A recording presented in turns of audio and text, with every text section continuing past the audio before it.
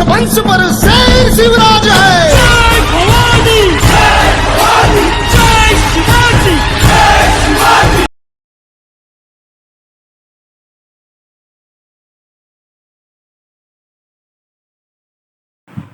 జై శ్రీరామ్. మనము వినాయక చవితిలో వాడేటటువంటి పత్రాలు, ముఖ్యంగా మనము ఈ వినాయక చవితిలో 21 రకాల పత్రులను ఉపయోగిస్తాం. పత్రి అంటే ఆకు అని అర్థం.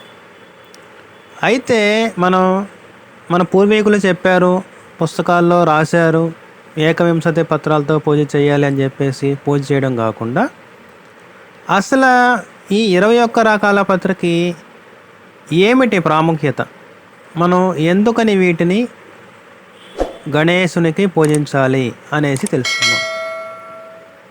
అయితే వినాయక చవితిలో వాడే 21 రకాల పత్రికి విశేషమైన ఔషధ గుణాలు ఉన్నాయి.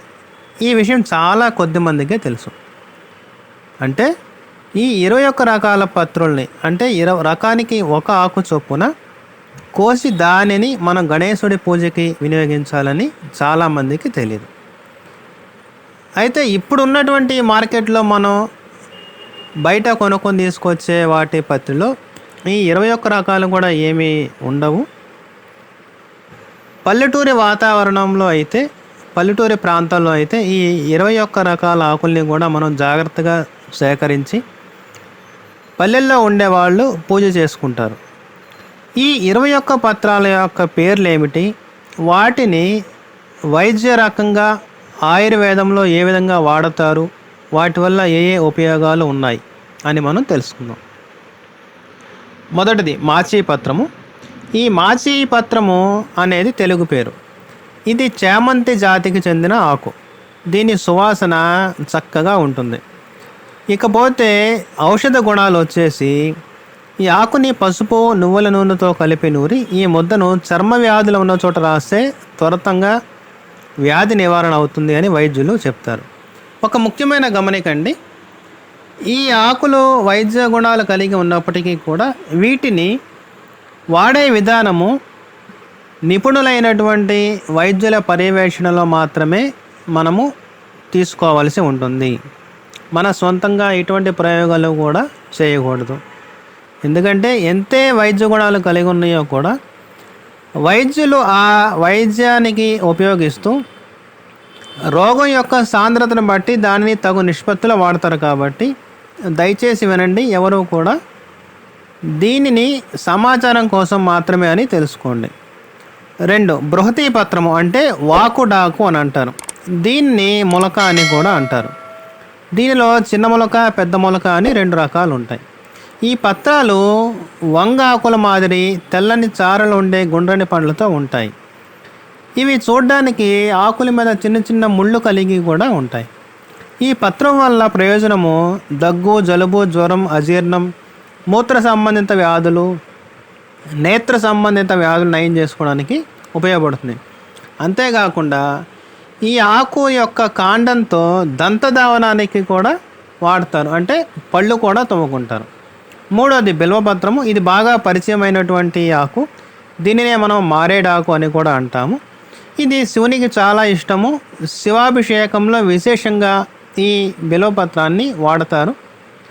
అంతేకాకుండా శ్రీ మహాలక్ష్మీదేవి కూడా ఈ బిల్వపత్రం అంటే చాలా ఇష్టం అని కూడా మనం చెప్తారు. ఇది అతిసార వ్యాధికి దీని పండ్ల రసం చాలా మంచి మందు. ఈ ఆకుల రసము అదేవిధంగా చక్కెర వ్యాధి నివారణకు కూడా ఉపయోగపడుతుంది. మారేడు పండ్లు, కాయలు, బెరడు, వేళ్ళు, ఆకులు, పువ్వులు, ఈ చెట్టులోని ప్రతి భాగం కూడా ఔషధంగా ఉపయోగపడుతుంది. తర్వాత 4వది దుర్వాపత్రము. దుర్వాపత్రము అంటే గరిక అని అర్థము.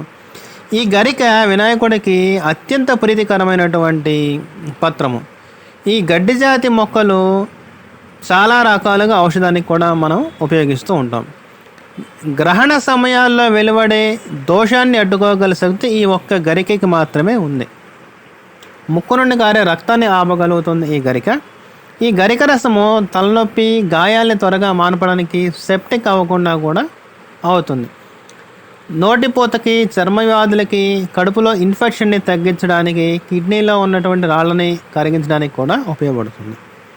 5వది దుత్తూర పత్రము. దుత్తూర పత్రము అంటే ఉమ్మెత్త ఆకు అని అంటారు.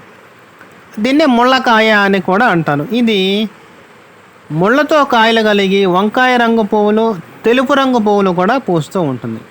అస్తమాను తగ్గిస్తూ ఉంటుంది. ఊపిరితిత్తుల సంబంధిత సమస్యలను తగ్గిస్తుంది. అదేవిధంగా కొన్ని ప్రత్యేకమైనటువంటి మానసిక వ్యాధి సమస్యలకు కూడా ఈ దుత్తూర పత్రాన్ని వైద్యులు విరివిగా వినియోగిస్తారు. బదరీ పత్రము. బదరీ పత్రము అంటే దీన్ని మనకు బాగా అర్థమయ్యే విధంగా చెప్పాలి అంటే రేగు ఆకు. దీనిని గంగరేగు, జిట్రేగు, రేగు అని 3 రకాలు ఉంటాయి అన్నమాట. ఇది బరువు పెరగడంలో, కండరాలకు బలాన్ని ఇవ్వడంలో, శారీరక శక్తిని ఇవ్వడంలో ఎంతోగానో ఉపయోగపడుతుంది. కాలేయం పనిని మరింత చురుకు చేయడానికి చైనీయులు ప్రత్యేకంగా రేగిమళ్ళతో చేసిన టానిక్ని తీసుకుంటారు. అదేవిధంగా 7వది అపామార్గ పత్రము. తెలుగులో దీనిని ఉత్తరేణి అని కూడా అంటారు. దీని ఆకులు గుండ్రంగా ఉంటాయి, గింజలు ముళ్ళు కలిగి ఉంటాయి. ఈ ఉత్తరేణి ఆకుల రసాన్ని కడుపు నొప్పికి, అజీర్తికి, మొలలకు, చర్మపు పొంగుకు, ఇంకా ఇతర సమస్యలకు కూడా మంచి మందుగా ఉపయోగిస్తారు. దీని వేరుతో పళ్ళుతో అయితే చిగుళ్ళు గట్టిపడతాయి. 8వది తులసి పత్రము. హిందువులకు తులసి గురించి ప్రత్యేకంగా చెప్పాల్సినటువంటి అవసరం లేదు. ఈ తులసి పత్రాలు ముఖ్యంగా దేవతార్చనలోనూ వాడతారు. ఇందులో అనేక ఔషధ గుణాలు కలిగి ఉన్నాయి. ఈ ఆకులు జ్ఞాపక శక్తిని పెంపొందించే విధంగా కూడా పనిచేస్తాయి. అయితే ఎక్కువగా ఈ ఆయుర్వేద దగ్గు మందుల్లో ఈ తులసిని విరివిగా వాడతారు. ఇది తులసి ఆకుల్ని నోట్లో పెట్టుకుని నమలడం వల్ల జలుబు, ఫ్లూ నుంచి మనకు అప్పటికప్పుడు ఉపశమనం అనేది లభిస్తూ ఉంది. 9వది చూతపత్రము. చూతపత్రము అంటే మామిడాకు. మన భారతదేశంలో ముఖ్యంగా శుభకార్యాల్లో మామిడాకు కట్టనటువంటి గృహం అనేది మనకి కనిపించదు. ఏ చిన్న శుభ సందర్భం వచ్చినా కానీ మనం మామిడాకుని గుమ్మాలకే కట్టుకొని ఆ రోజు మనం పండుగల్ని కానీ వేడుకలు కానీ నిర్వహించుకుంటూ ఉంటాం.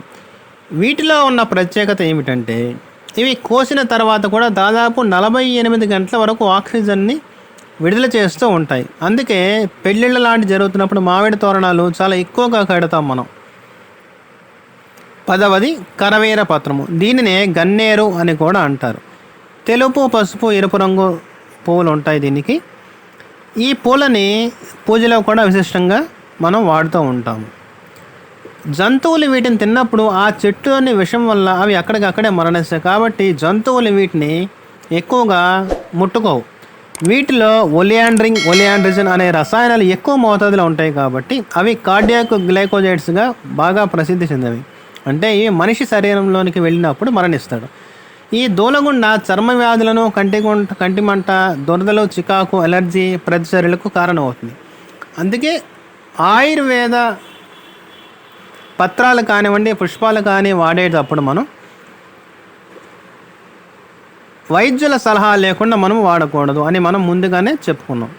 తరువాత శంకు పుష్పము. ఇది నీలము, తెలుపులు ఉండేటటువంటి పువ్వు. చిన్న చిన్న మొక్కలుండే నీలి పువ్వులుండే ఈ రకాన్ని విష్ణుక్రాంత అని కూడా అంటారు. భూమిలో సారాన్ని పెంచడానికి కొన్ని ప్రాంతంలో దీన్ని వాడతారు. ఈ పువ్వులను దేవతలకు జరిపే పుష్ప పూజలో వినియోగిస్తారు. అనేక శతాబ్దాలుగా ఆయుర్వేదంలో వివిధ రకాలైన రోగాల చికిత్సలో దీనిని ఉపయోగిస్తూ ఉంటారు. 12వది దాడిమి పత్రము అంటే దానిమ్మ ఆకు. శక్తి స్వరూపిణి అంబకు దాడిమి ఫల నైవేద్యం చాలా ఇష్టము. అత్యంత శక్తివంతమైనటువంటి యాంటీ ఆక్సిడెంట్స్ సమాహారమే ఈ దానిమ్మ. దీనిని కూడా అనేక రకాలైనటువంటి వైద్య విధానాలలో ఉపయోగిస్తారు. 13 దేవదారు పత్రము. దేవతలకు అత్యంత ఇష్టమైనటువంటి ఆకు ఈ దేవదారు. ఇది చాలా ఎత్తుగా పెరుగుతుంది. ఈ చెట్టు యొక్క కాండంతో చెక్కినటువంటి విగ్రహాలకు సహజత్వం ఉంటుంది. దేవదారు పత్రాలు, చిగుళ్ళు మేఘశాంతిని కలిగిస్తాయి. 14 మరొక పత్రము. దీనిని మరవం అని కూడా అంటారు. దీన్ని వాడుక భాషలో దవనం అని కూడా అంటారు. ఇది ఎక్కువగా ఈ పువ్వులతో కలిపేసి సుగంధం పరిమళించడానికి కలిపి కడుతూ ఉంటారు. ఈ ఆకులు ఎండినా సరే మంచి సువాసన వెదజల్లుతూ ఉంటుంది.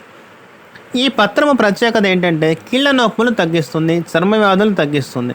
అదేవిధంగా హృదయ సంబంధ వ్యాధులను కూడా ఇది తగ్గించే గొప్ప లక్షణాలు కలిగి ఉన్నటువంటిది ఈ మరొక పత్రము. తరువాత 15 సింధువార పత్రము. దీనినే మనం వావిలి ఆకు అని కూడా పిలుస్తూ ఉంటాం. ఈ వావిలి ఆకులు వాత సంబంధమైనటువంటి నొప్పులకు, శరీరమైన వాపులకు తగ్గించడానికి వాడతారు. దీని పువ్వులు కలరా వ్యాధిని, జ్వరమును, ఇంకా ఇతర జబ్బులు నివారించడానికి వైద్యులు వాడతారు. 16వది జాజి పత్రము. దీనినే మనం సన్నజాజి అని కూడా అంటుంటాము. ఈ సన్నజాజి అనేది ఒక మల్లె యొక్క జాతి మొక్క. వీటి పువ్వుల నుంచి చక్కటి సుగంధ తైలాన్ని తీస్తూ ఉంటారు. 17 గండకీ పత్రము. దీనినే లతా దూర్వ అని కూడా అంటారు. ఇది భూమిపైన తీగ మాదిరి పాకి కణుపులలో గడ్డి మాదిరి పెరుగుతుంది. దీనిని జ్వరము, దాహము, మంట తగ్గించడానికి వాడతారు. తరువాత 18 సమీపత్రము. దీనినే మనం జమ్మి చెట్టు అని కూడా అంటాము. ఈ జమ్మి చెట్టు ఆకుల్ని దసరా రాజుల్లో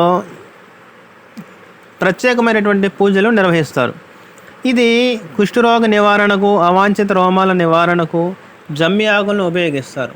దీనితో అతిసార వ్యాధి కూడా తగ్గుతూ ఉంటుంది. 19 అశ్వత్థ వృక్షము. అశ్వత్థ వృక్షానికి మరొక పేరు రావి ఆకు. ఈ రావి చెట్టుకు పూజలు చేయడం మనం అనాదిగా వస్తున్నటువంటి మన సంప్రదాయం. ఈ అశ్వత్థ వృక్షములోనే మన త్రిమూర్తులైనటువంటి బ్రహ్మ, విష్ణు, మహేశ్వరులు ఉంటారని చెప్పేసి మన హిందువుల యొక్క గట్టి నమ్మకము. ఈ పత్రాలను పూజలకు కూడా వాడతారు. కొంతమంది ఈ ఆకులను, కొమ్మలను ఇంటి ముందు దిష్టిగా కూడా కట్టుకుంటారు. 20 అర్జున పత్రము. ఈ అర్జున పత్రానికి వాడుకలో ఉన్న పేరు మద్ది చెట్టు. ఈ మద్ది చెట్టు ఆకుల్ని అర్జున పత్రాలు అని అంటారు. ఇవి చూడడానికి మర్రి ఆకుల్ని పోలి ఉంటాయి. అడవులలో పెరిగే పెద్ద వృక్షము బెరడు నూరి ఆ మూలకమును ఈ గాయాలున్న చోట కడితే ఎటువంటి గాయాలైనా సరే, ఎటువంటి వ్రణములైనా సరే తగ్గిపోతాయి. దీని బెరడును అధిక రక్తపోటు, గుండె నొప్పి, రక్తంలో కొలెస్ట్రాల్ అలాంటి వైద్య విధానాల్లో వైద్యులు ఎక్కువగా వాడుతూ ఉంటారు. తర్వాత 21 అర్కపత్రము. అర్కపత్రము అంటే వాడుక భాషలో జిల్లేడు ఆకులు. ఈ జిల్లేడు ఆకులు తెల్ల జిల్లేడు వేరుతో చేసినటువంటి వినాయక ప్రతిమను పూజించడం వలన మనకు విశేష ఫలితం ఉంటుంది. అందుకే శ్వేతార్క గణపతి అని అంటారు. ఇది చర్మ సమస్యలు తగ్గిస్తూ ఉంటుంది, కీళ్ళ నొప్పులు తగ్గిస్తూ ఉంటుంది. అయితే ఈ అర్కపత్రంని ఆకుల్ని తెంపేటప్పుడు చాలా జాగ్రత్తగా ఉండాలి. ఈ పాలు కానీ మన కళ్ళల్లో ఏదైనా పొరపాటున పడితే వాళ్ళకి కళ్ళు పోయేటటువంటి ఆస్కారం కూడా ఉంటుంది. కాబట్టి ఈ వీటిని సేకరించేటప్పుడు చాలా జాగ్రత్తగా ఉండాలి.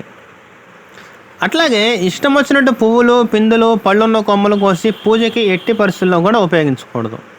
ఈ విషయంలో చాలామందికి తెలియదంటే అతిశయోక్తి కాదు. పత్రిని ముట్టుకోవడం, వాటి నుంచి వచ్చే వాసన పీల్చడం అనారోగ్యాలకు ఒక ఔషధం అనేసి పెద్దలు అంటూ ఉంటారు. అందుకే ఈ వినాయక చవితి సందర్భంగా వినాయక పూజలో ఉపయోగించే 21 రకాల పత్రి, వాటి ఉపయోగాలు మనం ఇప్పటి వరకు తెలుసుకున్నాం. కాబట్టి వచ్చే సంవత్సరమైనా సరే 21 రకాల పత్రులను సేకరించే ప్రయత్నం చేసి ఈ 21 రకాల పత్రులతో ఆ గణనాథుని కొలిసి మనము ఆయన ఆశీస్సులు పొందుదాం. జై శ్రీరామ్. భారత్ మాతాకి జై.